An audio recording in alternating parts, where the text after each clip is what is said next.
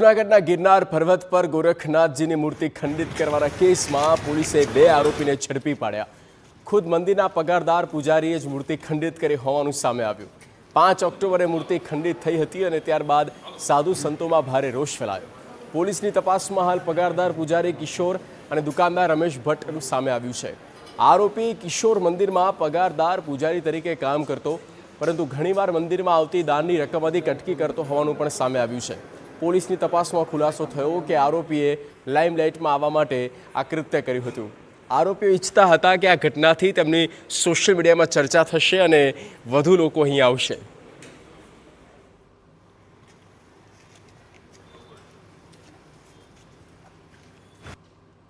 કિશોર કુકરેજા છે એ સોશિયલ મીડિયાથી લઈને અંતે બધે એનો પ્રચાર એ રીતના થાય કે ભાઈ આ ક્યાંક વ્યક્તિ છે, આ જગ્યા છે અને જે આસ્થાળુઓ શ્રદ્ધાળુઓ આવે છે એની સંખ્યા ત્યાં વધે, તો એને લીધે થઈને એને જે કંઈ મંદિરમાંથી એ આ રીતના જે કટકી કરી લેતો હતો તો એમાં એને વધારે સારો એવો ફાયદો મળે.